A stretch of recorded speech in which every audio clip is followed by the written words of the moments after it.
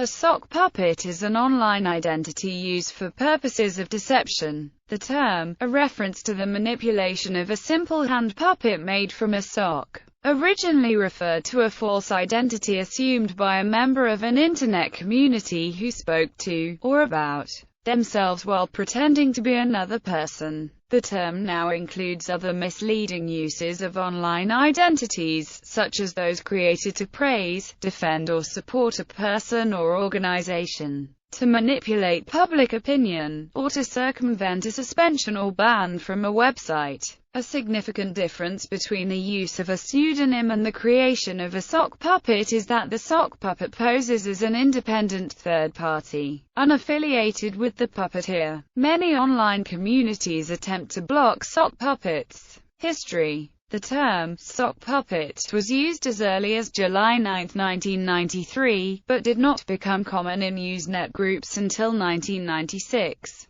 The first Oxford English Dictionary example of the term, defined as a person whose actions are controlled by another, a minion, is taken from U.S. News & World Report, March 27, 2000. The history of reviewing one's own work under another name predates the Internet. Walt Whitman and Anthony Burgess both reviewed their books under pseudonyms. Another notable example was Benjamin Franklin. On October 21, 2013, the Wikimedia Foundation condemned paid advocacy sock puppeting on Wikipedia and, on October 23, specifically banned editing by the public relations firm WikiPR. Types. Ballot stuffing sock puppets may be created during an online poll to submit multiple votes in favor of the puppeteer. A related usage is the creation of multiple identities, each supporting the puppeteer's views in an argument, attempting to position the puppeteer as representing majority opinion and sideline opposition voices.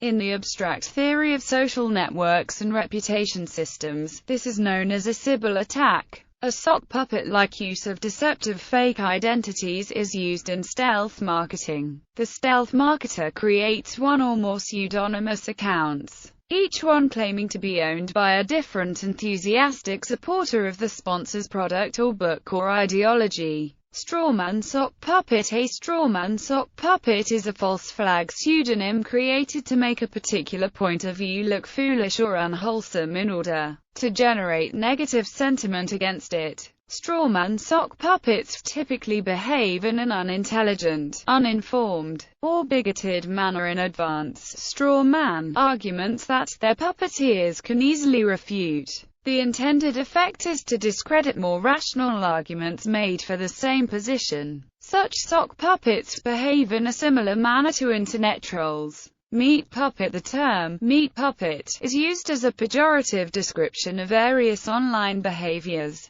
The term was in use before the Internet existed, including references in Ursula Le Guin's science fiction story, The Diary of the Rose, the alternative rock band Meat Puppets, and the cyberpunk novelist William Gibson's Neuromancer. Editors of Wikipedia use the term to label contributions of new community members if suspected of having been recruited by an existing member to support their position. Such a recruited member is considered analogous to a sock puppet even though she is actually a separate individual rather than a fictitious creation. Wired columnist Law Sjoberg put meat puppet first on a satirical list of common terms used at Wikipedia, defining the term as a person who disagrees with you, nevertheless. Other online sources use the term meat puppet to describe sock puppet behaviors. For example, according to one online encyclopedia, a meat puppet publishes comments on blogs,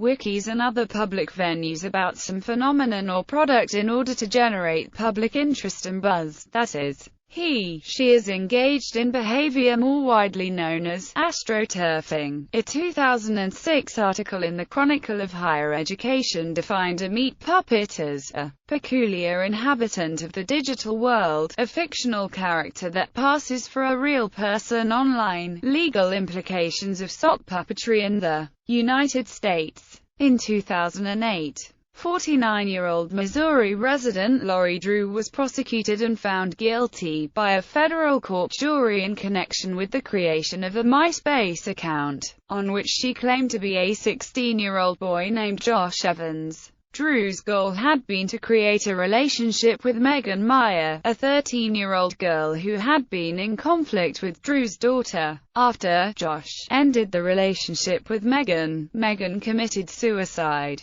Drew was found guilty in connection with misrepresenting her identity in violation of the MySpace Terms of Service, although the Los Angeles U.S. attorney claimed that this conduct was covered by federal computer fraud legislation against accessing a computer without authorization via interstate commerce. The trial court granted a motion by Drew to throw out the verdict. Drew successfully argued that her use of a false identity did not constitute unauthorized access to MySpace, citing a 1973 breach of contract dispute where a court of appeals ruled that fraudulently induced consent is consent nonetheless. The prosecution appealed the trial court judge's decision to throw out the guilty verdict, but later dropped its appeal. In 2010, Raphael Golb was convicted on 30 criminal charges, including identity theft, criminal impersonation, and aggravated harassment, for using multiple Sockpuppet accounts to attack and impersonate historians he perceived as rivals of his father, Norman Golb. Golb defended his actions as satirical hoaxes, protected by free speech rights. He was disbarred and sentenced to 6 months in prison but remained free on appeal on $25,000 bail. Examples of sock puppetry. Business promotion. In 2007, the CEO of Whole Foods, John Mackey, was discovered to have posted as Rahoda on the Yahoo Finance message board, extolling his own company and predicting a dire future for its rival, Wild Oats Markets, while concealing his relationship to both companies. Whole Foods argued that none of Mackey's actions broke the law. During the 2007 trial of Conrad Black, chief executive of Hollinger International, prosecutors alleged that he had posted messages on a Yahoo Finance chat room using the name of N-Spector, attacking short sellers and blaming him for his company's stock performance. Prosecutors provided evidence of these postings in Black's criminal trial where he was convicted of mail fraud and obstruction. The postings were raised at multiple points in the trial. Book and film reviews. An Amazon.com computer glitch in 2004 revealed the names of many authors who had written reviews of their books using pseudonyms. John Ricci, who wrote the best-selling 1963 novel City of Night, was one of the more famous authors unmasked in this way, and was shown to have written numerous 5-star reviews of his own work. In 2010, historian Orlando Figes was found to have written Amazon reviews under the names Orlando Birkbeck and Historian, praising his own books and condemning those of fellow historians Rachel Polinsky and Robert Service. The two sued Figes and won monetary damages.